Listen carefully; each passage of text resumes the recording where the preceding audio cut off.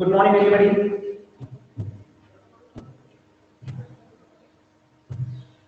Last lecture was not completely clear. There are many problems because of the network issues.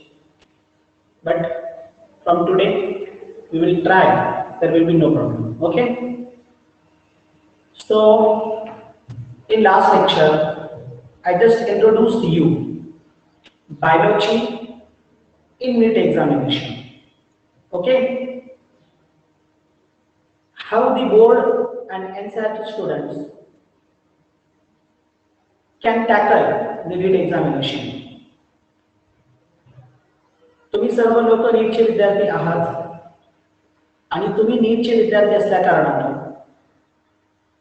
तुम्हाला नीट examination साठी minimum daily 5 to 6 hours द्यावे लागतील. Video is pausing for all. No, sir. No, sir. No, sir. काही लोकांसाठी आहे. ज्या लोकांसाठी video pause होत असेल, जर सगळ्यांना असेल तर आपण काहीतरी करू शकतो, परंतु सगळ्यांना नसेल त्याचा अर्थ त्यांच्या नेटवर्कचा प्रॉब्लेम आहे.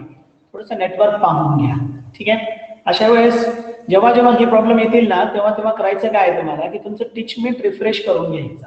रिफ्रेश म्हणजे तुम्ही बाहेर पडायचं आणि परत आतमध्ये यायचं, म्हणजे जेणेकरून काय होईल ते क्लिअर होईल. आणि सगळ्यांसाठी प्रॉब्लेम असेल तर मी इथून क्लिअर करण्याचा प्रयत्न करेल. ठीक आहे. Yes.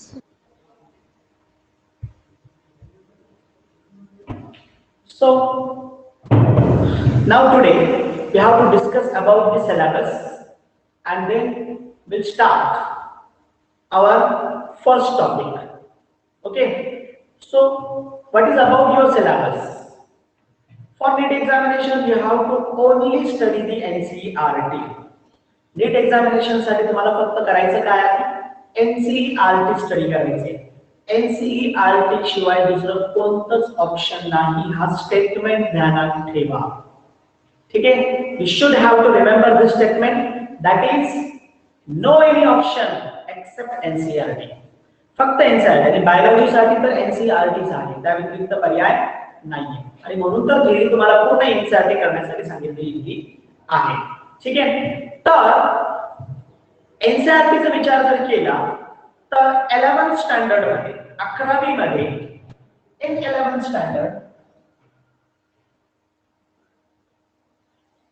NCERT मध्ये टोटल 22 टॉपिक्स आहेत.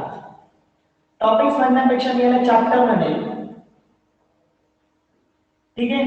आपले टोटल चॅप्टर आपण जे फिजिओलॉजी मध्ये नाव बघितलेत ना, किंवा मी जे तुम्हाला फाउंडेशन मध्ये ज्या पद्धतीने प्रत्येक ब्रांच घेत गेलेलो आहे त्याच ब्रांचच्या पद्धतीने त्यांनी युनिट्स डिवाइड केलेले आहेत. ठीक आहे. परंतु चॅप्टर्स जे आहेत हे चॅप्टर्स त्याच्यामध्ये त्यांनी इन्व्हॉल्व केले आहेत. तर 22 चॅप्टर्स आहेत 11th मध्ये आणि 12th मध्ये 16 चॅप्टर्स आहेत. ठीक आहे. म्हणजे 11th स्टँडर्डला जास्त वेटेज आहे as compare to 12th. NCERT मध्ये होल सिलेबस आहे board for the purpose of NEET. त्याला ठेवा. इथे तुमच्या सीईटी सारखं अजिबात नाही. ठीक आहे. सीईटी मध्ये कसं असतं, सीईटी मध्ये 11th स्टँडर्डचं 40% असतं आणि 12th स्टँडर्डचं 60% असतं.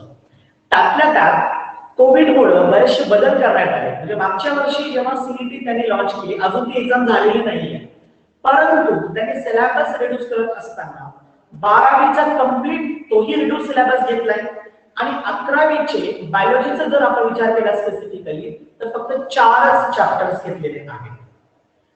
टोटल 16 चॅप्टर्स 11वी मध्ये बोर्ड मध्ये. ठीक आहे.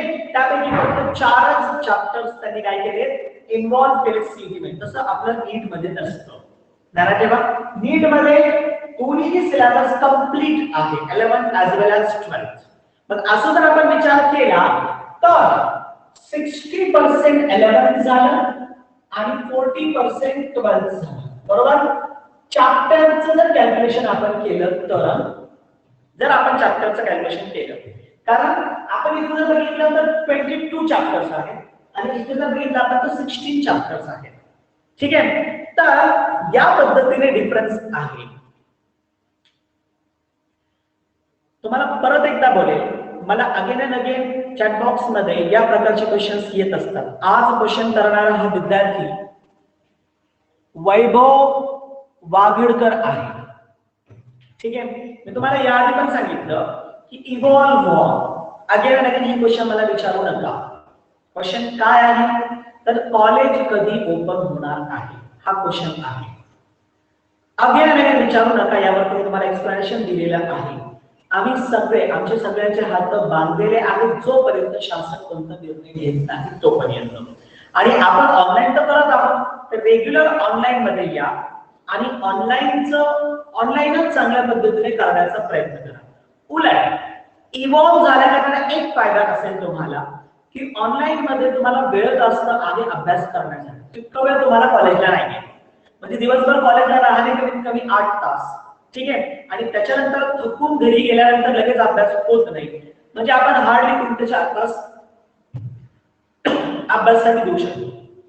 थोडंसं मेंटॅलिटी सायकोलॉजी बनवून घ्या, सायकोलॉजी महत्वाची असते. हेच आम्ही समजतो की फिजिकल कॉलेज जर चालू असेल तर फायदा चांगलाच आहे की ज्याच्यामुळे आपण पूर्णपणे त्या टीचर्सच्या सानिध्यात असतो आणि आपल्याला जे काही डाऊट्स असतील, प्रॉब्लेम्स असतील, आपण जागेवरती क्लिअर करू शकतो. पण तुमच्यासाठी श्री गणेश ज्युनियर कॉलेजचे सगळे गेट्स आणि डोअर्स ओपन आहेत. Ever time you can come here. कधीही तुम्ही इथे येऊ शकता आणि तुमचे जे काही प्रॉब्लेम्स आहेत ते आमच्याबरोबर डिस्कस करू शकता. तुम्हाला तुमचे टीचर्स माहित आहेत, फिजिक्स, केमिस्ट्री, मॅथ, बायोलॉजी शिकवणारे 4ही शिक्षक तुम्हाला माहित आहेत. ठीक आहे, आणि यानुसार तुम्हाला जायचं म्हणजे तुम्ही इथे येऊन त्यांना भेटू शकता, तुमचे जे काही डाऊट्स असतील त्याला क्लिअर करू शकता. प्रत्येक शिक्षकाला 2 ते 3 लेक्चर्स इथे आहेत. प्रत्येक शिक्षकाला 2 ते 3 लेक्चर्स या ठिकाणी आहेत. ठीक आहे, आणि 2 ते 3 लेक्चर्स प्रत्येक शिक्षकाला असल्या कारणानं त्यांच्याकडे 2 ते 3 तास या ठिकाणी फ्री आहेत.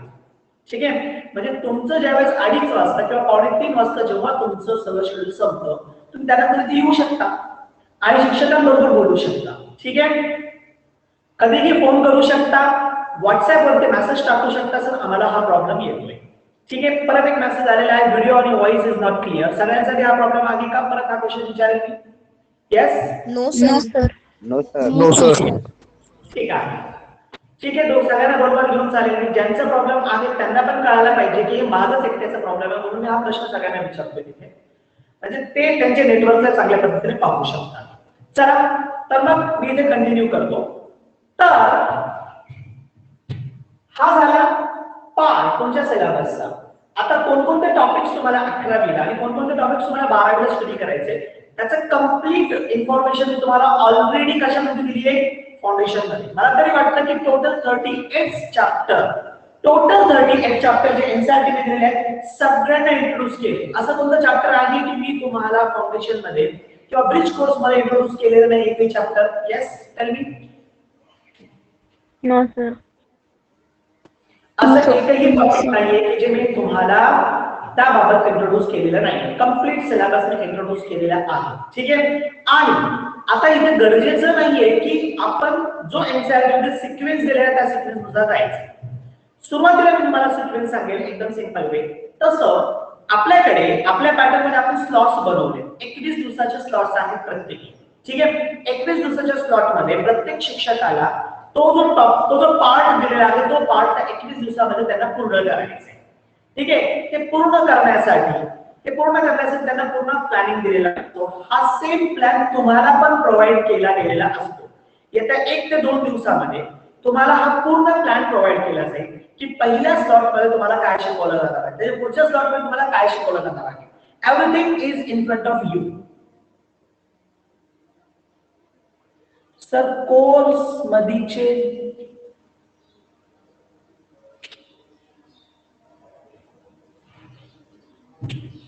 I don't understand. माईक चालू करून बोलू शकतो. काय दिले काय नाही. सर्वज्ञ जाधव. हा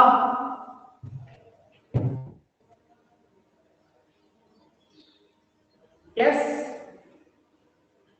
प्रश्न थोडं थोडं कळतंय, सगळं कळत नाही तो कसं लिहिलं माहिती नाही मला. परंतु ज्यांना नीट करायचे आहे त्यांनी नीट मध्ये थांबावं, ज्यांना नीट करायचे नाही त्यांनी सीईटी मध्ये जावं. एकदम क्लिअर आहे. मला काल एका विद्यार्थ्यांचं मेसेज आलं की सर नीट 1 तुम्ही काय कोणासाठी घेणार आहात. नीट 1 स्पेसिफिकली एमबीबीएस प्रिपेअर करण्यासाठी आपण घेत असतो. नीट 2 याच्यामध्ये आपण एमबीबीएस नंतरच्या कोर्सेसचा विचार करतो, लाईक बीएमएस, बीएचएमएस, बीएमएसचा विचार करतो. आमच्या समोर टार्गेट असतं की नीट 1 मधले जे विद्यार्थी आहेत त्यांनी एमबीबीएस साठी स्पेसिफिकली प्रिपेअर व्हावं. ठीक आहे. आणि एमबीबीएस साठी प्रिपेअर होण्यासाठी 720 पैकी तुम्हाला 600 प्लस मार्क्स हवेत.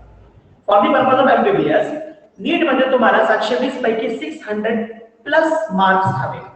ठीक आहे. तर 600 प्लस मार्क्स असेल तरच तुमचं चांगल्या कॉलेजचं सिलेक्शन होऊ शकतं. तर त्याच्यामुळे त्या पद्धतीने तुम्हाला प्रिपेअर करायचे. पहिल्या टेस्ट पासून चॅप्टर वाईज टेस्ट मी घेणार आहे. जसं चॅप्टर संपेल तसं तुमची टेस्ट होईल. ठीक आहे. ही टेस्ट टेस्टमेंट वरती होईल आणि मंथली टेस्ट तुमची श्री गणेश ॲपवरती होत जाईल. ठीक आहे. चॅप्टर वाईज टेस्ट पासूनच हे तुम्हाला क्लिअर होईल. तुमचं पहिलं रिझल्ट तुमचं फायनल रिझल्ट असेल याला ध्यानात ठेवा. मी प्रत्येक बॅचला हे सांगत असतो. जेव्हा मी सुरुवात करतो तर पहिल्याच दिवशी मी बोलत असतो तुमचा पहिला रिझल्ट हा तुमचा फायनल रिझल्ट असेल. मग त्याच्यामुळे तुम्ही पाहायचंय की तुम्हाला अभ्यास कसा करायचा, कशा पद्धतीने करायचा आहे. तुमचा पहिला रिझल्ट तुम्हाला सांगेल तुमचा फायनल रिझल्ट काय असेल. ठीक आहे. तर त्यानुसार तुम्ही स्वतः डिसिजन घ्यायचे तुम्हाला कोणत्या कोर्समध्ये चालायचं आहे. चला, तर सगळे चॅप्टर्स मी डिस्कस केलेले आहेत. तर मी तुम्हाला पहिले 3 चॅप्टर जे पहिल्या स्लॉट मध्ये घेणार आहे त्याविषयी माहिती देतो की पहिल्या स्लॉट मध्ये जे काही मी टॉपिक्स घेणार आहेत 11वीचे आहेत, परंतु सिरियल कशी असणार आहे. एनसीईआरटीचे सिरियलचा विचार केला, जस्ट इंट्रोडक्टरी डायरेक्ट सांगून टाकतो. एनसीईआरटी मध्ये पहिलं जे आहे ते लिव्हिंग वर्ल्ड हा टॉपिक आहे. त्यानंतर सेकंड चॅप्टर बायोलॉजिकल क्लासिफिकेशन आहे. थर्ड चॅप्टर प्लांट किंगडम आहे. Fourth chapter that is a animal kingdom आहे. त्यानंतर fifth chapter structural organisation in animals आहे. Sorry plant and animals. Sorry fourth chapter morphology in plants आहे. Sixth chapter anatomy in plants आहे. त्यानंतर 7 structural organisation in animals आहे. त्यानंतर तिथून पुढे 8 पण तिथून पुढे फिजिओलॉजी सुरू होते, प्लांट फिजिओलॉजी. प्लांट फिजिओलॉजी मध्ये या ठिकाणी तुम्हाला आहे that is plant growth, transport in plant, mineral nutrition, photosynthesis, respiration. आतापर्यंत मी तुम्हाला 13 चॅप्टर सांगितले. ठीक आहे. त्याच्यानंतर ॲनिमल फिजिओलॉजी पैकी 11वी मध्ये तुम्हाला 3 चॅप्टर्स आहेत that is human nutrition, that is digestion and absorption. त्यानंतर second is breathing and exchange of gases म्हणजे आपण ज्याला रेस्पिरेशन म्हणतो, ह्यूमन रेस्पिरेशन. त्यानंतर थर्ड चॅप्टर आहे एक्सक्रीशन अँड ऑस्मोरेग्युलेशन. सर्क्युलेशन इथे नाहीये पण एक्सक्रीशन अँड ऑस्मोरेग्युलेशन हा चॅप्टर आहे. तर हे झाले टोटल 17 चॅप्टर. ठीक आहे. त्याच्यानंतर त्याही पुढे जाऊन मग तुम्हाला आणखी टॉपिक स्टडी करायचं त्या ठिकाणी लोकोमोशन. ठीक आहे. या व्यतिरिक्त हा फिजिओलॉजी मध्ये सर्क्युलेशन पण आहे. कंट्रोल कोऑर्डिनेशनचे 2 चॅप्टर आहेत. That is neural control coordination and second is a chemical control coordination. 21 chapter झाले. एक कोणतं तरी बाकी राहिलेलं असेल कंटिन्युटी मध्ये ते पण होऊन जाईल. ठीक आहे. समजतंय. तर हे सगळे टॉपिक्स आहेत. हा 2 नाही कॅल्क्युलेशन मध्ये 20 झाले, 20 नाही 19 झाले, 3 बाकी आहेत. Cell the unit of life, cell cycle and division and the last one is a bio molecules. ठीक आहे. हे सगळे टोटल 22 चॅप्टर्स तुम्हाला एनसीईआरटीच्या 11वी मध्ये आहे.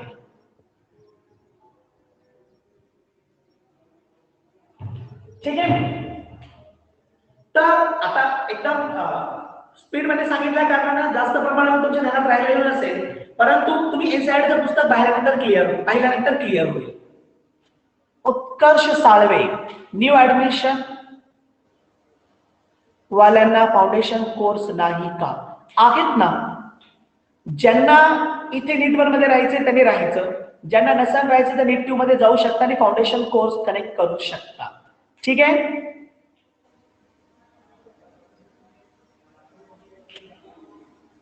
हा कोर्स मध्ये जे चॅप्टर झाले ते आता होणार नाही ना, हे सर्वज्ञाचं म्हणणं होतं. नाही, ते फाउंडेशन होतं, ते फाउंडेशन ते बेसिक होतं जे आपल्याला घ्यायचंय. इन डेप्थ मध्ये. ठीक आहे चला. तर सगळे चॅप्टरचे नावं सांगितले, पण आता सिरियल तुम्ही विचार करा. सिरियली पहा.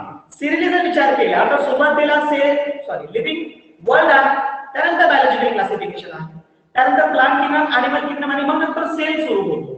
ठीक आहे. पण आपल्या सिरियल मध्ये तसं नाहीये. आपल्या सिरियल मध्ये सुरुवातीला लिव्हिंग वर्ल्ड आहे, म्हणजे लिव्हिंगचं इंट्रोडक्शन आहे, आणि त्यानंतर मी सेल हे टॉपिक टाकलेले आहे. Cell the unit of life. त्यानंतर सेकंड मध्ये जे सेल सायकल अँड डिव्हिजन, आणि फोर्थ बायोमॉलिक्युल्स. कारण आहे याच्या मागे. बायोलॉजिकल क्लासिफिकेशन मध्ये तुम्हाला प्रोकॅरियोटिक युकॅरियोटिक ऑर्गॅनिझम स्टडी करायचे आहे. जर तुम्हाला प्रोकॅरियोटिक युकॅरियोटिक ऑर्गॅनिझम स्टडी करायचे असेल तर आधी तुम्हाला माहित असावं की प्रोकॅरियोटिक सेल काय प्रकार आहे आणि युकॅरियोटिक सेल काय प्रकार आहे. त्यांचे ऑर्गॅनिझम्स कसे आहेत आणि प्रत्येक ऑर्गॅनिझम इंटरनली कशा पद्धतीने काम करतात. That all thing you have to know that. Even प्रत्येक ऑर्गॅनिझमचं कंपोजिशन काय आहे. ठीक आहे. कंपोजिशन मध्ये तुम्हाला proteins, carbohydrates, lipids, fats, nucleic acid हे सगळं तुम्हाला पाहायचं आहे कंपोजिशन मध्ये. त्या बेसिसवरती आपण ॲनिमल्सला डिवाइड पण करणार आहोत किंवा प्लांट्सला, ऑर्गॅनिझम्सला आपण डिवाइड पण करणार आहोत. आणि हे जर आपल्याला करायचं असेल, तर आधी ही सगळी बॅकग्राऊंड इन्फॉर्मेशन तुमच्याकडे असणं गरजेचं आहे. आणि ही सगळी इन्फॉर्मेशन तुम्हाला भेटेल फ्रॉम द टॉपिक सेल किंवा द युनिट सेल. सेल या युनिट मध्ये टोटल 3 चॅप्टर्स आहेत. सेल युनिट मध्ये 3 चॅप्टर्स आहेत. हे तिन्ही चॅप्टर आपण सिरियली घेणार आणि मग नंतर पुढे आपण कंटिन्यू करणार. इथे परत एक चॅप्टर आपण 12वी मधून उचलून आणणार आहे, मॉलिक्युलर बेसिस ऑफ इनहेरिटन्स. कारण तुम्ही जेव्हा बायोकेमिस्ट्री किंवा बायोमॉलिक्युल स्टडी करता तर तिथे न्यूक्लिक ऍसिड स्टडी करायचे, आणि न्यूक्लिक ऍसिड हे मॉलिक्युलर बेसिसचा पार्ट आहे. आणि म्हणून आपण तिथून डायरेक्ट कुठे जाणार आहोत, 12वीच्या त्या चॅप्टर मध्ये. इन शॉर्ट, जसं मी तुम्हाला सांगितलं, इन शॉर्ट सिरियल एनसीईआरटी ची पण आणि बोर्डची पण चालणार नाही. आपल्याला जशी सिरियल पाहिजे, ज्या पद्धतीने तुम्हाला समजत जाईल त्या पद्धतीने आपण घेणार आहोत. ठीक आहे. आणि म्हणूनच तुम्हाला आजच क्लिअर करतो, अशा प्रकारचे सिरियल असल्या कारणानं सिलेबस जो आहे तो वेगवेगळ्या बॅचेस मध्ये वेगवेगळ्या पद्धतीने चालेल.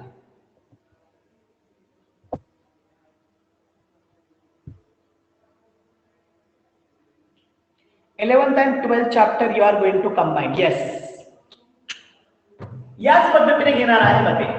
ठीक आहे. आता ज्या लोकांना अजूनही क्लिअर नाही की त्यांना कोणत्या बॅच मध्ये राहायचंय आणि ते विचार करतात की पुढे जाऊन त्यांनी बॅच बदलायची आहे, त्यांना सीईटी मध्ये जायचं असेल किंवा नीट मध्ये जायचं असेल, तर त्यांचे ते डिसिजन त्यावेळेचे चुकीचे ठरतील, ध्यानात ठेवा.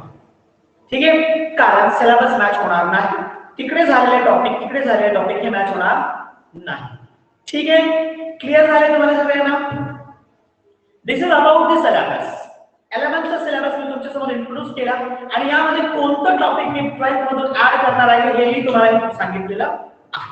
ठीक आहे. आता यामध्ये जे आपण टॉपिक स्टडी करणार आहोत यामध्ये वेटेजचा विचार केला, जवळपास सगळे चॅप्टर वेगवेगळ्या वेटेजचे आहेत, परंतु टार्गेटेड आणि आपण त्याला म्हणूया स्पेसिफिकली काही चॅप्टर्स कडे जास्त वेटेज दिलेला आहे.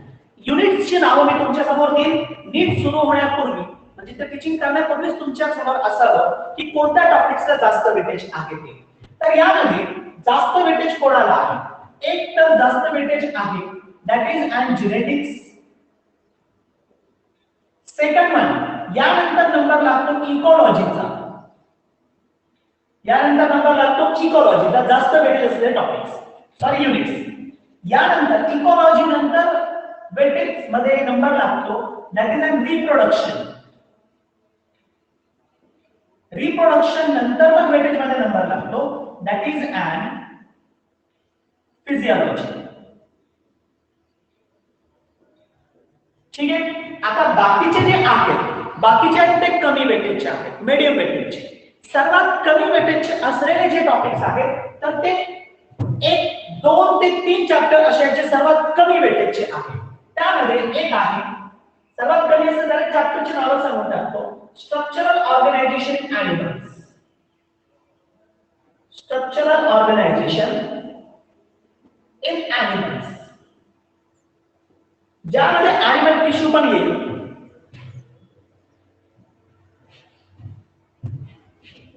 ज्यामध्ये ॲनिमल टिश्यू, कॉकरोच, फ्रॉग आणि अर्थवर्म. एनसीईआरटी ना तसंही नीट नीटच्या सिलेबस मधून फ्रॉग आणि अर्थवर्मला काढून टाकलेलं आहे.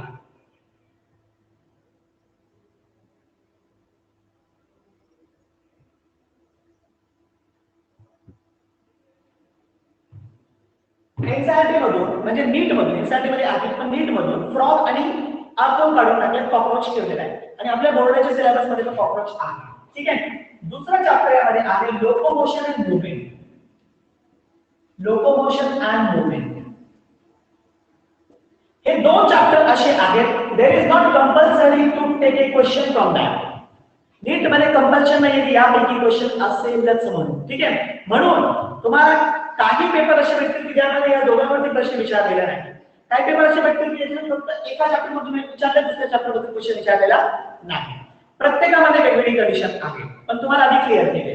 ठीक आहे. मग हे जे 4 युनिट्स आहेत, ते 4 युनिट्स जास्त वेटेजचे आहे. ठीक आहे.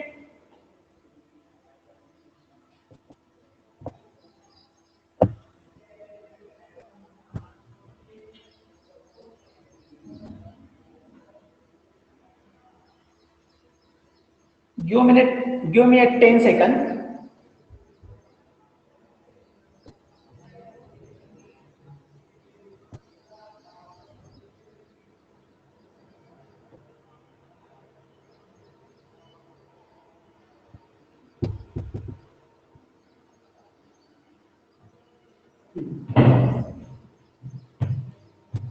आता हे जास्त वेटेजचे जे चॅप्टर्स आहेत नीट मध्ये. ठीक आहे. जेनेटिक्सचे कोणकोणते चॅप्टर्स यामध्ये आहेत? जेनेटिक्सचा मॉलिक्युलर बेसिस,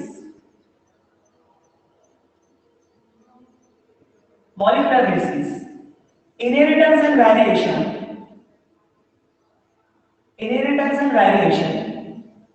त्यानंतर बायोटेक्नॉलॉजी 1, बायोटेक 2 दोन चॅप्टर्स आहेत याचे तुम्हाला 12वी मध्ये. हे सगळे 12वी मध्ये असे चॅप्टर्स आहेत. ठीक आहे. आणि आणखी एक आहे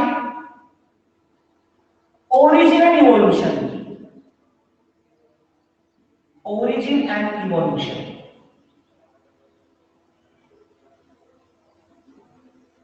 खूप जास्त एमसीक्यूज असतात या चॅप्टर्स वरती. ठीक आहे. त्यानंतर नंबर लागतो इकॉलॉजीचा. इकॉलॉजीचे तुम्हाला 4 चॅप्टर स्टडी करायचे आहेत. किती? 4 एनसीईआरटी मध्ये. बोर्डामध्ये इकॉलॉजी 3 चॅप्टर आहेत. त्यामध्ये एक आहे ऑर्गॅनिझम अँड पॉप्युलेशन. त्यानंतर दुसरं आहे that is ecosystem. Then fourth one is biodiversity.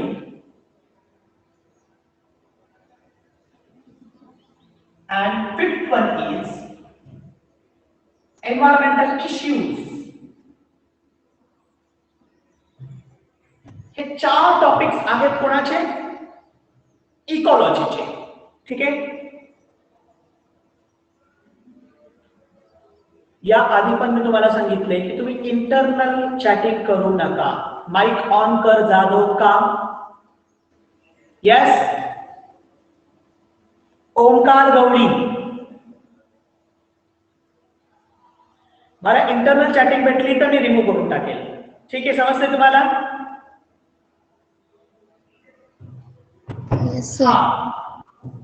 Organism and population, ecosystem, biodiversity, environmental issues हे 4 टॉपिक झाले इकॉलॉजीचे.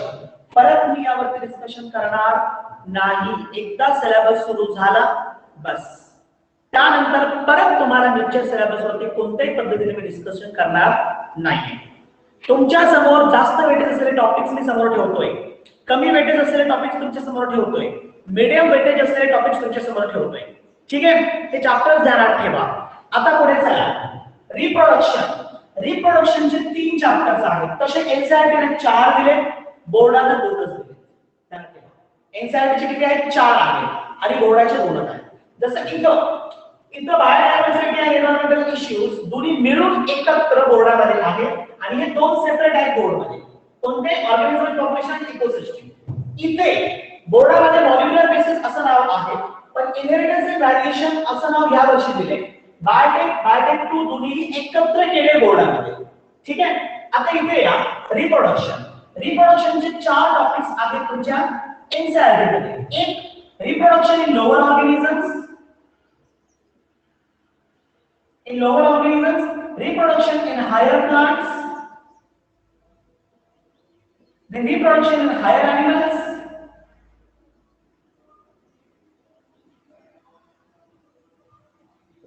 आणि नंतर रिप्रोडक्टिव्ह हेल्थ.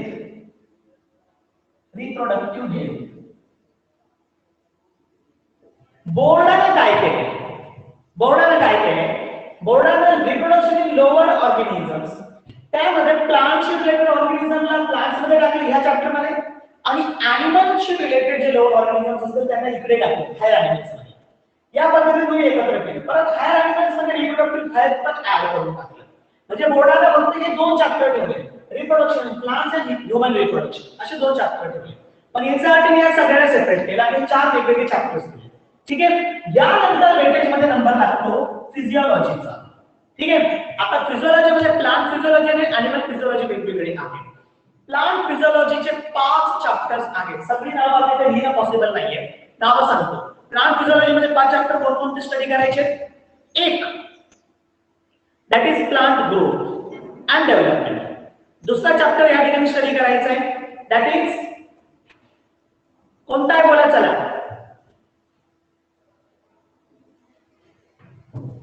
हा कोणत्याही प्रकारचा क्वेश्चन असेल पुणेकर सरांना कॉल करू शकता. ठीक आहे.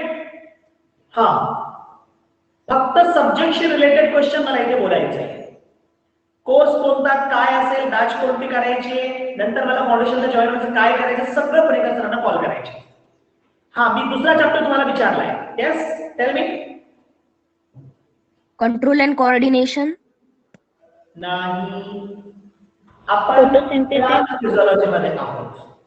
ट्रान्सपोर्ट इन प्लांट्स, त्यानंतर mineral nutrition, then photosynthesis, then respiration. हे 5 चॅप्टर्स आहेत प्लांट फिजिओलॉजीचे. ठीक आहे. सो हे झाले प्लांट फिजिओलॉजी. आणि ॲनिमल फिजिओलॉजी मध्ये कोणकोणते आहेत? Human nutrition. ठीक आहे. ह्यूमन न्यूट्रिशनचं नाव बोर्ड मध्ये ह्यूमन न्यूट्रिशन आहे, परंतु एनसीईआरटी मध्ये डायजेशन आणि ऍब्झॉर्प्शन हे नाव आहे. सेकंड एक्सक्रीशन अँड ऑस्मोरेग्युलेशन, बोर्ड मध्ये असं नाव आहे, पण एनसीईआरटी मध्ये नाव दिलेलं आहे elimination of the waste, nitrogenous waste. Okay. पुढे third chapter that is breathing and exchange of gas. नाही, नंतर घेऊया. Breathing and exchange of gases हे 3 हा चॅप्टर एनसीईआरटी मध्ये आहे, पण याचं नाव बोर्डामध्ये रेस्पिरेशन, ह्यूमन रेस्पिरेशन असं आहे.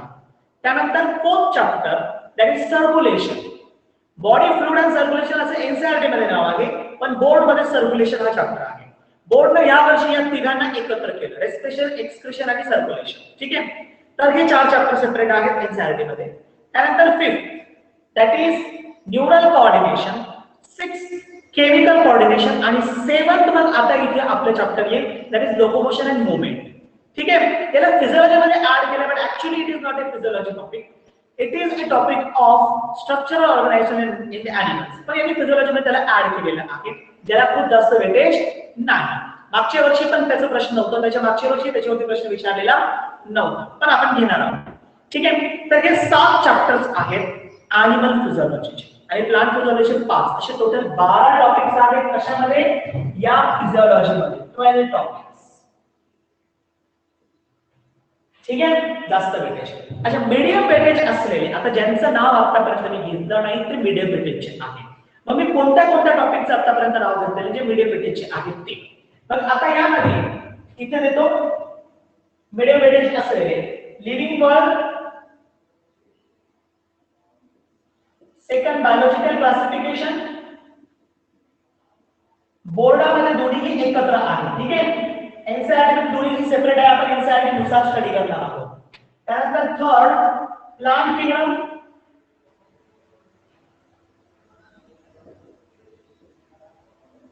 Fourth animal kingdom, fifth life, त्यानंतर 6 cell cycle and division, and 7 that is biomolecules. ठीक आहे, और मीडियम वेटेज, या सगळ्यांना काय आहे मीडियम वेटेज, सगळं तुमच्या समोर ठेवलंय पहा. लोअर मोस्ट वेटेज, ओके, हे टॉपिक्स आहेत मीडियम वेटेजचे. ठीक आहे, हे टॉपिक्स आहेत लार्ज वेटेजचे. सगळं सिलेबस समोर, एकही चॅप्टर याच्यातून बाहेर गेलेला नाही. सगळं सिलेबस तुमच्या समोर ठेवलेलं आहे एनसीईआरटी विथ देअर वेटेज. ठीक आहे, आता नीट हा जो ही जे एक्झाम आहे यामध्ये क्वेश्चन कसे असतात, इझी हे असतात 40%. ठीक आहे, मीडियम लेवलचे एमसीक्यूज असतात दॅट इज 30%. स्टेटमेंट बेस्ड हे असतात 10%. हार्ड लेवल, ठीक आहे, म्हणजे हाय लेवलचे questions 10% and out of syllabus 10%. या पद्धतीने वेटेज आहे. इझी 40% आहे, मीडियम 30% आहे, स्टेटमेंट बेस्ड 30% आहे, हार्ड लेवल 10% आहे आणि आउट ऑफ सिलेबस 10%. या पद्धतीने आहे. आउट ऑफ सिलेबस म्हणजे याचा अर्थ असं नाही की पूर्णपणे बाहेरचा आहे, रिलेटेड टू एनसीईआरटी, पूर्णपणे बाहेरचा नाही.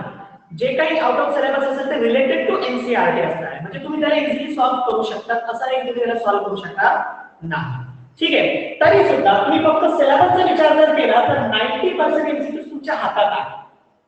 जरी हार्ड लेवल इथे असेल, जरी हार्ड लेवल असेल, पण ज्यांचं एनसीईआरटी म्हणजे बायोलॉजीचं एनसीईआरटी बुक हा कमीत कमी 5 झालेला असेल, फक्त वाचून नव्हे त्याला अंडरस्टँड करणे, तो कन्सेप्ट परफेक्टली समजून घेणे, जर असं असेल तर त्याने हे सगळे 10% एमसीक्यू सॉल्व्ह करता येतील. नाही तर कमीत कमी 2% एमसीक्यू कुठेच गेले नाही. करेक्ट आहे, कमीत कमी 2%, सॉरी कमीत कमी 2 to 3 एमसीक्यू कुठेच गेले नाही. ऍटलीस्ट तेवढे एमसीक्यू तुम्हाला चांगल्या पद्धतीने त्यामधून येतील. ठीक आहे, तर असं जर विचार आपण केला तर तुम्ही कमीत कमी तुमच्यासाठी 80 एमसीक्यू सॉल्व्ह करणं कुठेच केलेलं नाही. म्हणजे ऍटलीस्ट तुम्ही 90 एमसीक्यूज मधून टोटल 360 मार्क्सचं पार्ट आहे, याचा स्क्रीनशॉट घेऊन टाका.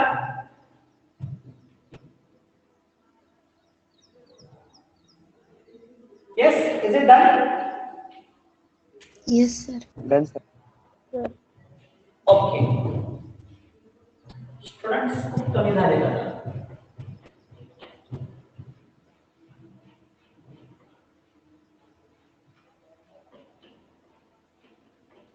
ज्यांना फाउंडेशन मध्ये जायचं आहे ते जाऊ शकतात, आणि जे फाउंडेशन स्वतःहून करू शकतात त्यांनी इथे मीटर मध्ये राहिलं तरी चालेल, नो प्रॉब्लेम. फक्त त्यांची स्वतःची करण्याची तयारी पाहिजे. तर करण्याची तयारी असेल तर काही प्रॉब्लेम नाही, तुम्ही या डिव्हिजन बरोबर चालू शकता. आणि ही डिव्हिजन नीट 2 पेक्षा 1 महिन्याने पुढे असणार आहे. ठीक आहे, चला आता मी इथे कंटिन्यू करतो. इथपर्यंत तुम्हाला समजलेलं होतं. लास्ट मी काय घेणार म्हणून सांगितलं तुम्हाला, आठवण करून द्या मला, म्हणजे तुम्ही जागेवरती आहात हे मला कळेल.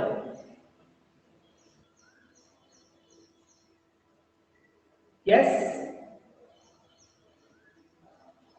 Out of syllabus.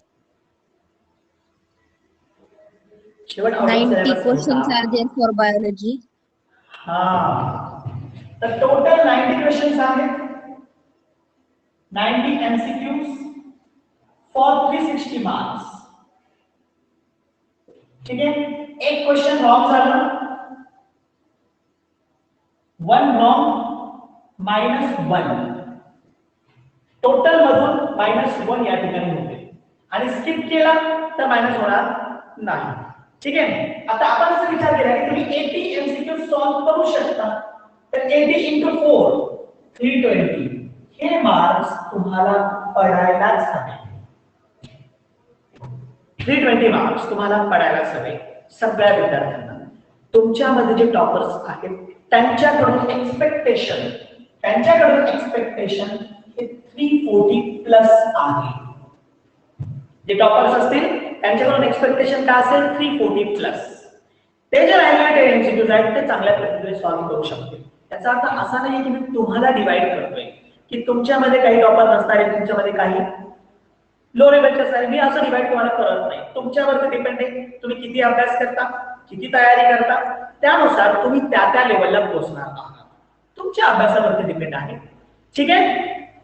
समजतंय तुम्हाला की तुमच्या अभ्यासावरती डिपेंड आहे की तुम्ही कुठपर्यंत जाऊ शकता. तुम्ही स्वतःला लोअर कॅटेगरीमध्ये टाकण्यासाठी स्वतः रिस्पॉन्सिबल असता, हे पण ध्यानात ठेवा. म्हणजे तुम्ही जर अभ्यास करू शकत नसाल तर you can goes to the lower categories. If you are stable and hard working, then you can go to the higher level. ठीक आहे. तर या पद्धतीने तर एक्सपेक्टेशन आहे की बायोलॉजी मध्ये 320 प्लस किंवा 340 प्लस मार्क्स आहेत, हे एक्सपेक्टेशन आहे. आता एक गोष्ट ध्यानात ठेवा, मी तुम्हाला आधी पण सांगितलं, धोका देणारा सब्जेक्ट आहे बायोलॉजी. काय आहे धोका देणारा? खूप इझी क्वेश्चन्स येतात, खूप इझी, कारण एनसीईआरटी बेस्ड आहे. पण आपण त्या इझीच्या नादामध्ये सिली मिस्टेक्स करून जातो आणि हे सिली मिस्टेक्स आपल्याला खूप खाली आणतो. ठीक आहे. सेकंड थिंग, परत खूप सोपा आहे, नंतर करूनही होऊन जाईल. मेंटॅलिटी, सायकोलॉजी खूप सोपा आहे, नंतर करून होऊन जाईल, होणार नाही. कारण धोका. एकदा फिजिक्स केमिस्ट्रीला चांगले मार्क पडून जाते पण बायोलॉजीला पडणार नाही. खरं. आणि जर तुम्ही आधीपासून सायकोलॉजिकली बायोलॉजीच्या बाबत सिरियस राहिला आणि याला त्याच्या पद्धतीने त्याला वेटेज देत केला तर हे तुमच्या हातचं आहे. हे तुमच्या हातचं म्हणजे नीट मध्ये जास्तीत जास्त मार्क पाडून देणारा पण सब्जेक्ट आहे. जसं हा धोका देणारा कसं जास्तीत जास्त मार्क पाडून देणारा पण सब्जेक्ट आहे. म्हणजे तुम्ही सायकोलॉजिकली मेंटली तुम्ही असं प्रिपेअर झाला नाही की सोपा आहे नंतर करूया आणि तुम्ही रेग्युलर करत केला तर आता मग हा सब्जेक्ट तुम्हाला खूप मार्क पाडून देईल. मग हा एकटा सब्जेक्ट तुम्हाला 340 देत असेल ना, 320 किंवा 340 तुम्हाला देत असेल ना, तर फिजिक्स केमिस्ट्री दोन्ही मिळून कितीची गरज पडेल? 260 और 280 ची गरज पडेल. फिजिक्स केमिस्ट्री मिळून दोन्ही मिळून 260 और 280 ची गरज पडेल तुम्हाला चांगल्या कॉलेजला ऍडमिशन देण्यासाठी. टार्गेट सगळ्यांचा पाहिजे काय? 600 प्लस. एव्हरी नीट कॅन्डिडेट, प्रत्येक नीट कॅन्डिडेटचं टार्गेट पाहिजे. पहा, तुम्हाला शिकवणारी जी टीम आहे, मी बायोलॉजी, केमिस्ट्री फटांगरे सर आणि physics Kshirsagar sir, all 3 are the HODs of that departments. हे तीनही त्या डिपार्टमेंटचे एचओडी आहेत. ठीक आहे. तसं मी प्राचार्य प्लस तुमच्या बायोलॉजी डिपार्टमेंटचा एचओडी आहे, तसं फटांगरे सर केमिस्ट्री डिपार्टमेंटचे एचओडी आहेत आणि क्षीरसागर सर हे फिजिक्स डिपार्टमेंटचे एचओडी आहेत. आम्ही आमच्याकडून तुम्हाला पूर्णपणे देण्याचा प्रयत्न करणार विथ आवर एक्सपिरियन्स. आमच्या एक्सपिरियन्स सह तुम्हाला पूर्णपणे देण्याचा प्रयत्न करणार आहोत. आता हे तुमचं काम आहे, तुम्ही कशा पद्धतीने जाता. चला, हे तुमच्यासाठी इन्स्पिरेशन असेल, हे तुमच्यासाठी टार्गेट 600 प्लस आहे. मला सगळ्यांचं आन्सर चॅट बॉक्स मध्ये यायला पाहिजे की सगळ्यांचं टार्गेट 600 प्लस आहे. Are you ready for 600 plus? Yes. How many are ready for the 600 plus?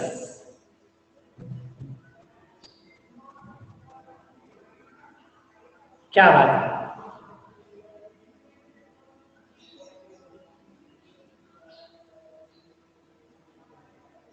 ओहो, क्या बात है. All are ready for 600 plus. We are ready. We will be prepare ourselves to fulfill your all things, all your doubts, to clear your all doubts, and to make you in this, to make you that is subject expert. ठीक है. तुम्हाला सगळ्यात तिथपर्यंत घेऊन जाण्याचा आम्ही पूर्णपणे प्रयत्न करणार.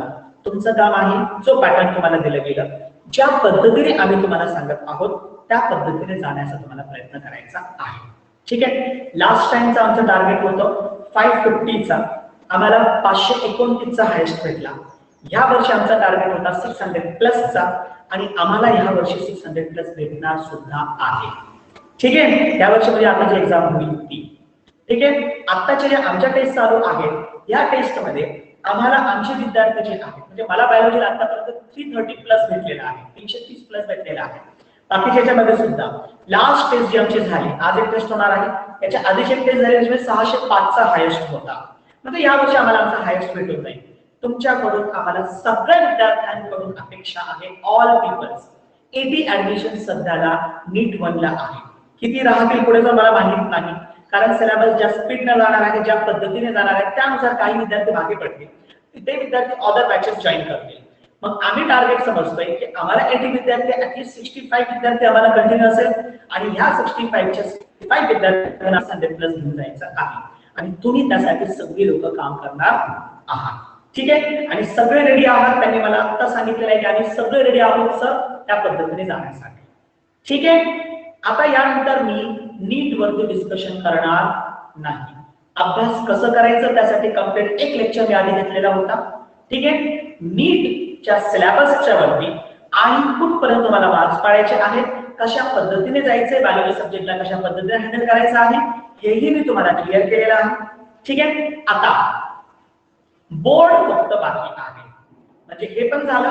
अगेन पूर्ण 2 वर्ष मी यावरती डिस्कशन करणार नाही. पूर्ण 2 वर्ष हा मध्ये मध्ये इन्स्पिरेशन थिंग येऊ शकतात, परंतु सिलेबस वरती पेटेज वरती परत डिस्कशन होणार नाही. ज्याला गरज असेल त्यानंतर आम्हाला स्वतःहून विचारून घे. ठीक आहे. आता अभ्यास करताना एनसीईआरटी मध्ये कोणताच पार्ट सोडायचा नाही, ध्यानात ठेवा. कोणताच पार्ट नाही, सगळ्या गोष्टीला तुम्हाला भेटून द्यायचं आहे. प्रत्येक कन्सेप्ट, ऑल फिगर्स. बायोलॉजीचे फिगर सुद्धा महत्त्वाचे आहेत. बायोलॉजीच्या फिगर सुद्धा महत्त्वाच्या आहेत. ऑल फिगर्स, सगळे figures with their labelling, figures with labelling, त्यांचे लेबलिंग सुद्धा महत्त्वाचे आहे. ठीक आहे. बोर्डासाठी आपण आपल्या पद्धतीने फिगर मॅनेज करू शकतो, हँडल करू शकतो, पण एनसीईआरटी मध्ये आपण हँडल करू शकत नाही. पेपर मध्ये प्रश्न विचारत असताना तुम्हाला एनसीईआरटीची फिगर ऍज इट इज उचलून दिलेली असते.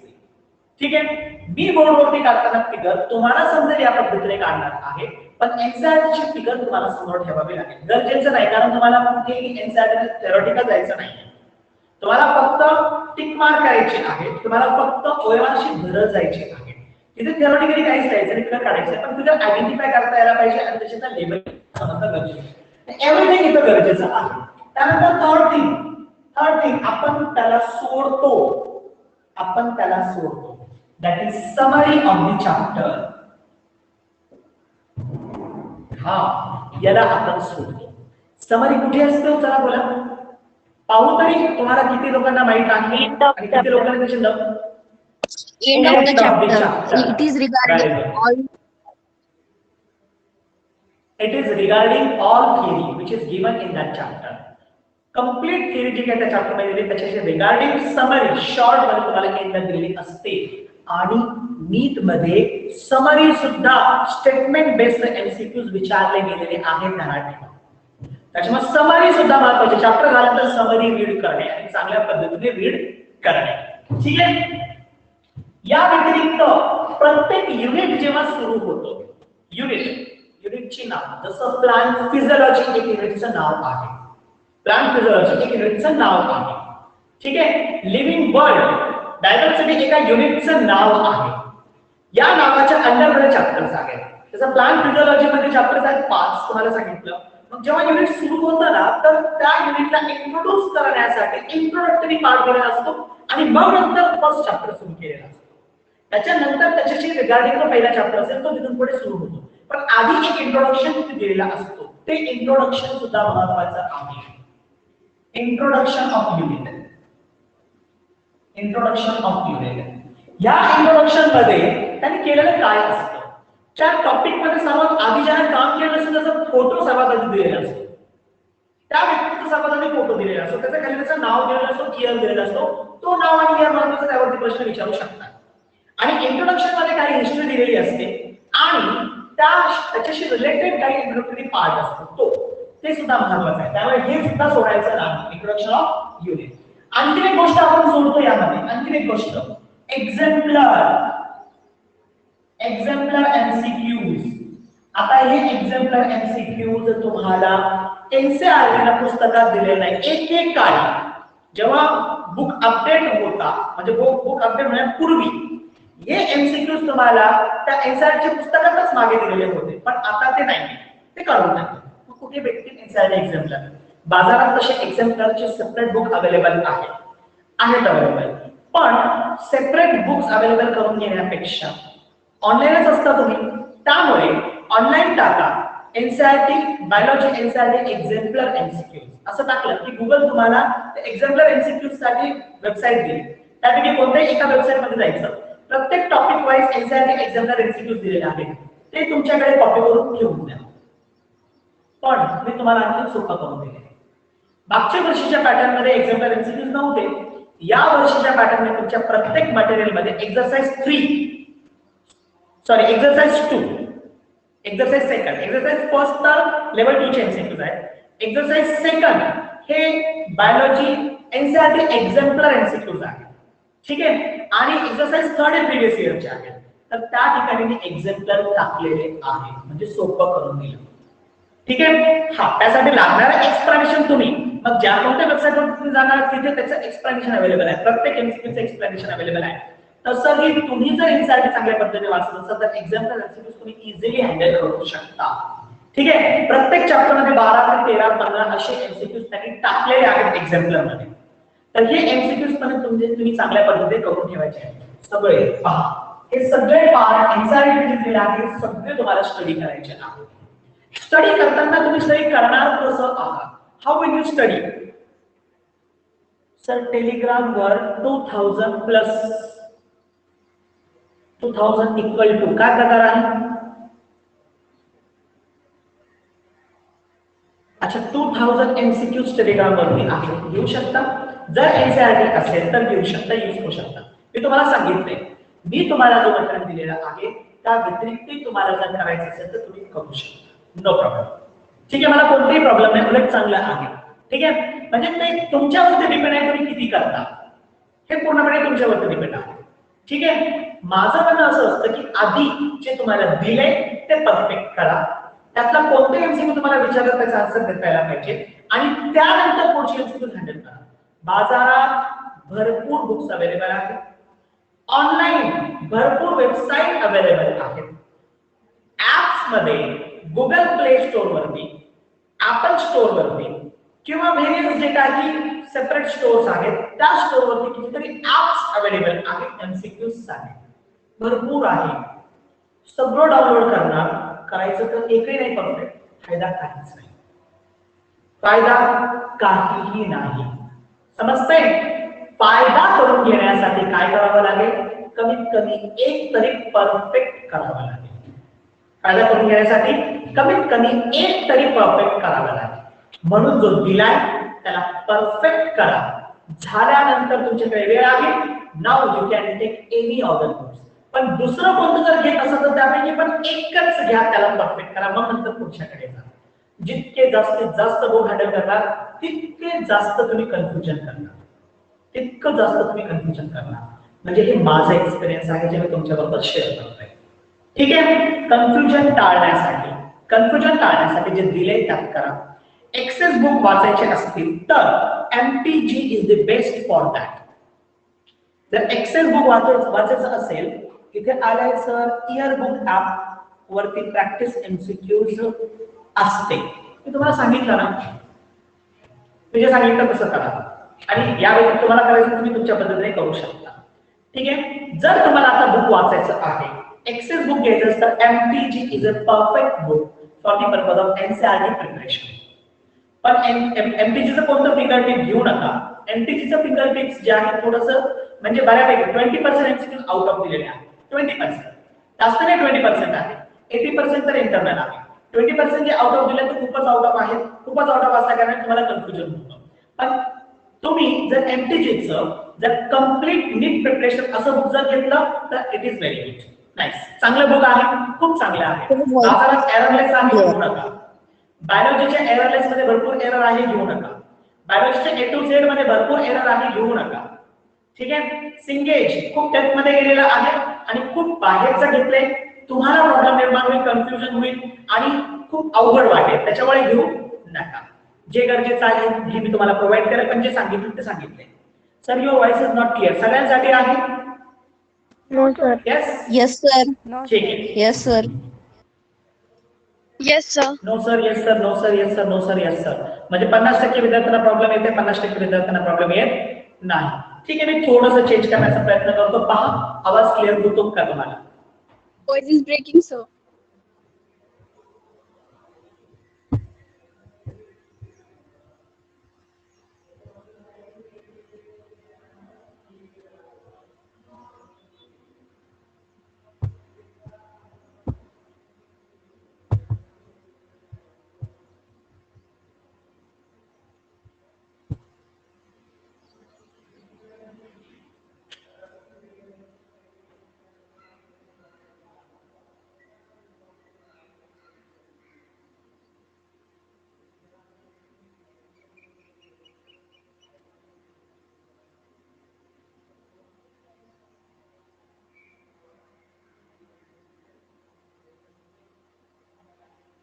Okay, now it is clear. Is it clear?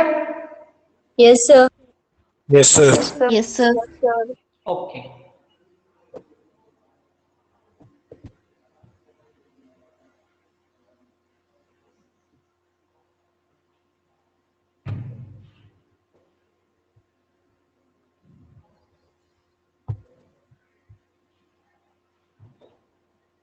ठीक आहे.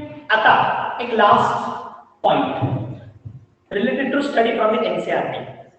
आता एनसीईआरटी मधून अभ्यास कसं करणार? मी तुम्हाला सांगितलं ना की लायब्ररीवरती डिपेंड राहू नका, कारण तुमचा बुक तुमचा पर्सनल असणं गरजेचं आहे. एवढं सगळं महत्वाचं आहे एनसीईआरटी. मग का बरं आपण एनसीईआरटी पर्सनल घ्यायचं नाही? ऑदर कितीतरी बुक्स आपण पर्सनल घेऊन ठेवणार आणि एनसीईआरटी पर्सनल घेणार. फिजिकल बुक असावं, नॉट इन दी मोबाईल. तसे मोबाईल साठी भरपूर पीडीएफ बुक्स अवेलेबल आहेत, पण नाही फिजिकल महत्वाचं आहे. ठीक आहे. मग काय करणार एनसीईआरटी पुस्तक वाचताना? एनसीईआरटी बुक वाचत असताना एक मार्कर पेन बरोबर ठेवायचा आहे. मार्कर कोणता? ज्याला तुम्ही हायलाइट करणार, म्हणजे हायलाइटर ही नाव देतो आपण त्याला. हायलाइटर पेन बरोबर ठेवायचा आहे.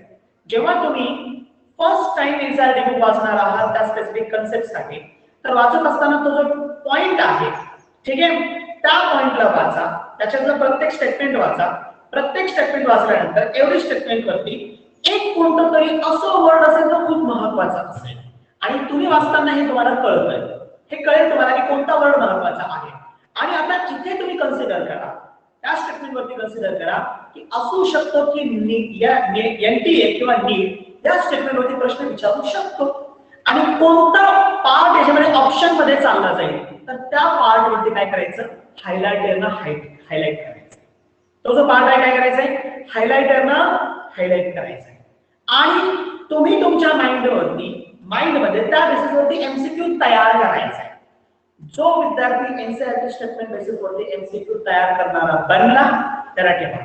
जो विद्यार्थी एनसीईआरटी स्टेटमेंट द्वारे एमसीक्यू तयार करणारा बनला, आता त्याला कोणत्याही पुस्तकाची गरज नाही. समजतंय? कोणत्याही पुस्तकाची गरज नाही. तो विद्यार्थी आता कोणत्याही प्रकारचा एमसीक्यू हँडल करू शकतो. कसंही एनटीएनं प्रश्न फिरून विचारू द्या, कशाही पद्धतीने प्रश्न विचारू द्या, परंतु तुम्ही तो पार्ट एकदम इझिली किंवा तो एमसीक्यू इझिली हँडल करू शकता. अभ्यास करताना एनसीईआरटीचं असंच करायचं असतं, जे मी तुम्हाला सांगितलं. कसं? प्रत्येक स्टेटमेंट रीड करा. रीड करत असताना हायलाइटर वापरा. कोणता ऑप्शन यापैकी हा ऑप्शन मध्ये जाऊ शकतो, कोणता वर्ड यापैकी ऑप्शन मध्ये जाऊ शकतो, त्या वर्डला हायलाइट करा. ठीक आहे. तुम्ही हायलाइट केला याचा अर्थ तुम्ही त्याच्यापासून एमसीक्यू तयार केला. आणि तुम्ही जेव्हा एमसीक्यू तयार करता तर काय होईल? मग आता एमसीक्यू तयार केल्या कारणाने now it is easy for you. आता हे तुमच्यासाठी इझी जाईल. कशासाठी? To handle any type of MCQ, कोणत्याही प्रकारचं एमसीक्यू हँडल करण्यासाठी ते काय तुम्हाला इझी जाईल. ठीक आहे, एक मिनिट, कॅमेरानं थोडस त्याची पोझिशन बदलली आहे.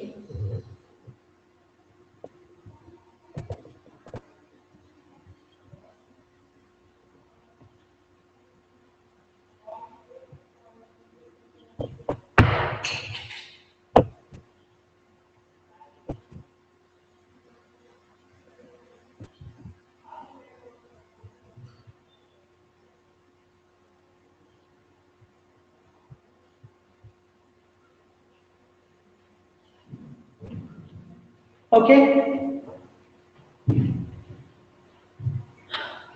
सो समजलंय कशा पद्धतीने जायचंय तिथे. आता आपण सांगूया. ठीक आहे, आता अच्छा नीट वाले आहात, बोर्डची गरज पडेल. चला बोला.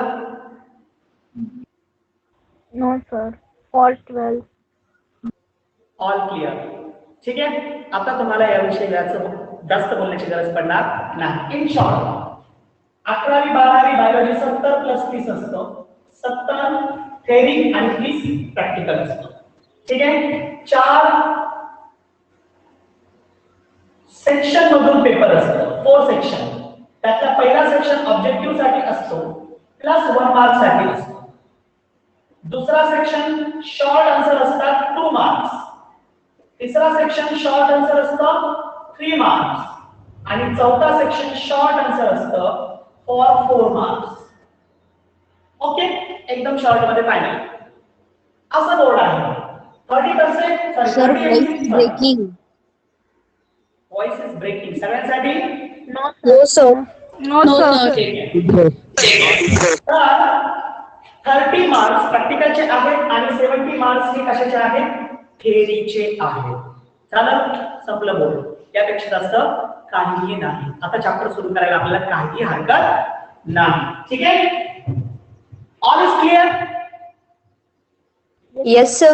Yes, sir. Yes, sir. ठीक आहे, आपला लेक्चर आता टाइम वाढलेला आहे, माहिती तुम्हाला, काल मी विसरलो होतो त्याला. टाइम वाढलेला आहे, 1 तास 20 मिनिटाचं टाइम आहे आता. 1 तास 20 मिनिटाचं. तुम्ही फाउंडेशन मध्ये होता 1 तासासाठी ब्रिज कोर्स मध्ये, आता 1 तास 20 मिनिटाचं. सवय होती तुम्हाला 35 ते 40 मिनिटाची 10वी पर्यंत सवय मोडायची आहे. आहे काही प्रॉब्लेम तुम्हाला कंटिन्यू 1 तास 20 मिनिट बसण्यासाठी? चला बोला. No, sir. No, sir. No, sir. तसं तुम्हाला 1 तास 20 मिनिट कसं खेळून बसायचं यासाठी आम्ही पूर्णपणे प्रयत्न करणार आहोत. ठीक आहे, फक्त तुम्ही एक करायचं नाही की मोबाईल चालू ठेवला आणि चालले गेले फिरायला, असं काही प्रकार करू नका. आम्हाला कळतं, मी तुम्हाला सांगितलं ना पर्सेंटेज हा प्रकार कशामुळे आहे. हा पूर्ण प्रकार फक्त त्याच्यामुळेच आहे की तुम्ही किती वेळ मोबाईल समोर आहात किंवा तुमच्या त्या डिव्हाइस समोर आहात. ठीक आहे, चला. सो जो फर्स्ट चॅप्टर आपल्याला सुरू करायचा आहे, तर तो फर्स्ट युनिट आहे living world. First unit is a living world. Living world तुमच्या सराउंडिंग मध्ये प्रेझेंट असलेले लिव्हिंग ऑर्गॅनिझम्स आणि यांचा हा एक वर्ल्ड तयार झाला आहे. यांचा हा एक वर्ल्ड तयार झाला. ऑर्गॅनिझम्स डिफरंट आहेत, फाउंडेशन मध्ये क्लिअर केलेले तुम्हाला. ऑर्गॅनिझम्स डिफरंट आहेत. ठीक आहे, some are prokaryotic organisms, some are unicellular eukaryotes, some are simple multicellular eukaryotes, some are complex multicellular photosynthetic, and some are complex multicellular heterotrophic but movable organisms. Definition सांगितली हा. तुमच्याकडून मला answer हवे. आता मी जे काही तुमच्या समोर देणार आहे तुमच्याकडून आन्सर हवे, याच्यातून मला कळेल की किती तुमचं बेसिक पक्क झालेलं होतं. ठीक आहे, prokaryotes, then unicellular eukaryotes, then simple multicellular eukaryotes, simple multicellular eukaryotes, then complex multicellular photosynthetic, eukaryotes,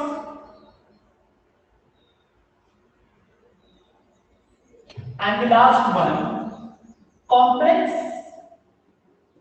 multicellular, heterotrophic,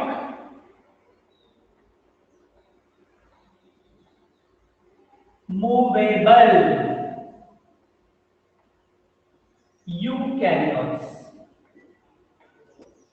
चला तर मग प्रत्येकाची नावं मला सांगायची आहेत.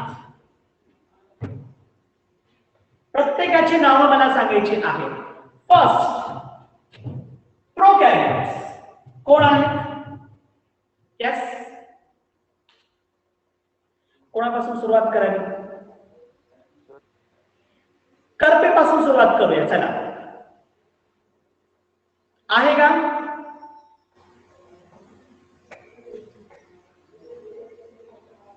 नाहीये present? Paramecia, sir. Yes, sir. आहे. वैष्णवी कर्पे. पॅरामेशियम नाही. So kingdom, yes. kingdom Monera. Kingdom Monera. Very good. Prokaryotes are monerous. Prokaryotes are monerous. ठीक है? Now the example. Give me the example. Bacteria. Very good. Bacteria are the example. चला. हा clear. Unicellular eukaryotes. Give the name. Protista. Protista. Very good. Unicellular eukaryotes, protista. Example. Euglena. Amoeba. Euglena. Amoeba. Paramecia. Paramecia. Very good. Paramecium. Plasmodium. Simple multicellular eukaryotes. Fungi. Simple Fungi. fungi. Again, example. चला, मी ज्याला विचारेल त्याला answer द्यायचा आहे. दुसऱ्यांना answer द्यायचा नाही. थांबा. ज्याला विचारेल त्याला आन्सर द्यायचा आहे. ठीक आहे? थोडंसं पर्सनली जाऊया. आता आपल्याला पर्सनल जावं लागेल कारण तुम्ही आता सेपरेट क्लासमध्ये आलेला आहात. ठीक आहे? चला, तुमच्यापैकी मी आन्सर प्रश्न विचारेल.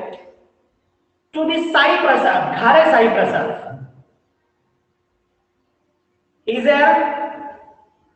Ghare Sai Prasad. Tell me the example of fungi. Sir. Yes, sir.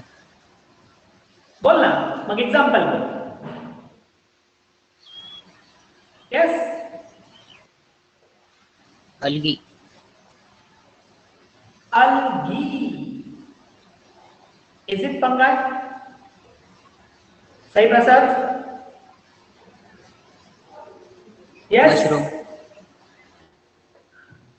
Mushroom. पण आता मला हे सांग की अल्गी हा फंगाय आहे का? Tell me. Sir. Algae. काय आहे?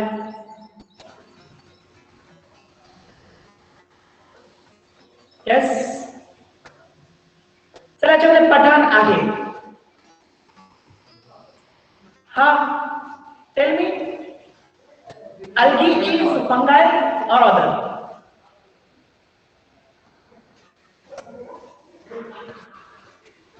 Yes. Mate. Algae is fungi or other? अरे ज्याला विचारलं ते आन्सरच देत नाहीये. Sir, shall I tell? Sir, can I tell? हा, भरपूर लोक तयार आहेत बोलण्यासाठी, पण ज्यांना विचारलं त्यांनीच आन्सर द्यायला पाहिजे. आणि तुम्ही जेव्हा फिजिकल येणार ना, तुमचे चेहरे पाहून आम्ही सांगू शकतो कोण आन्सर देणार नाही, कोण आन्सर देऊ शकतो. जेव्हा तुम्ही समोर बसणार नाही ते, म्हणजे मास्क जरी असेल, फक्त डोळे जरी असेल, तरी आम्ही सांगू शकतो कोण आन्सर देऊ शकतो, कोण देऊ शकत नाही. ठीक आहे? आता नवीन एक्सपिरियन्स घेतोय आम्ही. ज्याला विचारलं त्याला आन्सर द्यायला पाहिजे. चला आता दुसरे लोक बोला. चल सौरभ बोलू शकतो, करपे बोलू शकते, बरेच जण राठोड बोलू शकते. येस आसने. Algae is not fungi. मग काय आहे तो? Protista. Sir, shall I tell? हा इट इज अ प्रोटिस्टा. आसने algae is protista. Sir, Sir, sir, algae blue, belongs from sir, algae sir, belongs from blue. Algae is in planty kingdom planty. Yes, sir. It is. Answer दिलाय. Sir, Algae but is some. yes. Sir, but blue-green type of algae, it is included in monerans. Blue-green algae is called as the cyanobacteria. Blue-green algae. I think this answer given by the Saili, Gagre Saili, correct? Yes, sir. Blue-green algae is a cyanobacteria. कारण ठेवा मी त्यावेळेस पण तुम्हाला सांगितलं होतं त्याच्या nature वरून आपल्याला वाटतं की ती अल्गी आहे, but it is not a algae. ती अल्गी नाही. Blue-green algae is a cyanobacteria. It is a monera. But it is a connecting link between the prokaryotes and algae किंवा plants. प्रोकॅरियोट आणि प्लांट मध्ये दोघांमध्ये कनेक्टिंग लिंक आहे सियानोबॅक्टेरिया, जे काय करतं त्या प्रोकॅरियोटला डायरेक्ट प्लांट कडे घेऊन जातं. ठीक आहे. काही अल्गी ही युनिसेल्युलर आहे म्हणून त्या युनिसेल्युलर अल्गीचं नेचर सियानोबॅक्टेरिया सारखं असतं, except it is eukaryote and it is prokaryote. ठीक आहे. सो इथं जो आन्सर या ठिकाणी महत्त्वाचा आहे तुमच्यापैकी जे आन्सर मला आले that is algae is a plant not the fungi. Okay. एक आन्सर मग इथून आलं होतं घारेकडून दॅट इज फंगाय मशरूम. चला और एक्झाम्पल द्या. चला सगळ्यांसाठी ओपन आहे. Aspergillus. East. Aspergillus. East. East. Aspergillus is penicillin. Very good. चला पुढे. Complex multicellular photosynthetic eukaryotes. Complex multicellular Plantae. photosynthetic eukaryotes. Plantae. Yes. Archibacteria. Plantae. Kingdom plant. Plantae. Very good. आणि archaebacteria सांगणार आहे. Archaebacteria सांगणार आहे. कसं archaebacteria complex multicellular photosynthetic मध्ये येऊ शकतो? आर्किबॅक्टेरिया बॅक्टेरिया यूकॅरियोटिक नाही, हा प्रोकॅरियोटिक आहे, युनिसेल्युलर. समजतंय? चुकीचे आन्सर देऊ नका. गरजेचं आहे. फाउंडेशन मध्ये सर्व क्लिअर केले, ब्रिज मध्ये परत एकदा रिवाइज करा चांगल्या पद्धतीने. ठीक आहे. सो हे प्लांटी आणि प्लांटीचे भरपूर एक्झाम्पल आहे, तुम्हाला विचारणार नाही. चला complex multicellular heterotrophic movable eukaryotes which are not Animal eye. Yes Animalia. Animalia. Very good. चला बेसिक लिव्हिंग वर्ल्डचं तुमच्या ध्यानात आहे. Very good. म्हणजे डायरेक्ट कंटिन्यू करायला काही हरकत नाही. लिव्हिंग वर्ल्ड या चॅप्टर मध्ये मला वाटतं 10:09:50 झालेले आहेत. तुमचं बेस संपलेली आहे जवळपास. 2च मिनिट द्या मला फक्त. मग लिव्हिंग वर्ल्ड मध्ये सगळ्यांसाठी हा प्रॉब्लेम नसेल मला वाटतं. स्क्रीन इज नॉट क्लिअर असं म्हणतंय मला कोणतरी. राठोड म्हणते. हा ठीक आहे. Not all. So living world मध्ये मला स्टडी काय करायचंय या चॅप्टर मध्ये थोडं कमी स्टडी करायचंय. लिव्हिंग काय आहे एक, लिव्हिंग काय आहे एक. सेकंड लिव्हिंगचे कॅरेक्टरिस्टिक्स फाउंडेशन मध्ये सांगितलं होतं. आता इथे कॅरेक्टरिस्टिक्स आपण डेप्थ मध्ये घेणार आहोत. Third definite indefinite separation. Definite indefinite separation. Fourth how to classify the living. लिव्हिंगला क्लासिफाय करायचं कसं, लिव्हिंगला क्लासिफाय कसं करायचं त्यासाठी तुम्ही टॅक्सॉनॉमी क्लासिफिकेशन बरंच काही पाहणार आहात. Last there are specific keys tools which are useful to study living. लिव्हिंगला स्टडी करण्यासाठी काही स्पेसिफिक कीज असतात, टूल्स असतात. लाईक हर्बॅरियम असेल, बॉटॅनिकल गार्डन असतील, झुलॉजिकल पार्क असतील. ठीक आहे. तर ह्या सगळ्या गोष्टी तुम्हाला ह्या 5 महत्त्वाचे पॉईंट तुम्हाला लिव्हिंग वर्ल्ड मध्ये स्टडी करायचं आहे. ठीक आहे. बरेच जण म्हणतात voice is not clear, board is not clear, परंतु आपला लेक्चर पण संपलेला आहे जवळपास. उद्या कंटिन्यू होणार आहे इथून पुढे. ठीक आहे. पहिल्या पॉइंट सह आपण उद्या स्टार्ट करणार आहोत. ठीक आहे. आतापर्यंत सगळं क्लिअर झालंय तुम्हाला? Yes. Yes. Yes. Okay. Sai Prasad म्हणतो I have doubt. Sai Prasad send me that doubt in to the my WhatsApp group. Okay, माझ्या पर्सनल व्हॉट्सअप वरती त्याला ट्रान्सफर करायचं आहे साई प्रसाद. ठीक आहे, मी तुला त्याचा आन्सर देईल. जर त्याला सगळ्यांना सांगण्यासारखं असेल तर सगळ्यांना ती सांगेल. ठीक आहे, चला थांबूयात आता आपण. Thank you very much. Thank you sir. Time table नुसार पुढचे सगळे लेक्चर होतील. आता सांगण्याची गरज नाही कोणतं लेक्चर कधी होईल, तुम्हाला टाइम टेबल प्रोव्हाइड केलेला आहे. ठीक आहे.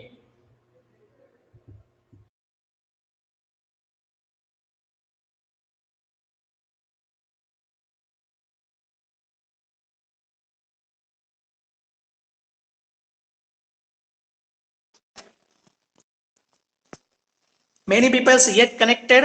सगळेचे सगळे एक्झिट होऊन जायचं आहे याच्यातून.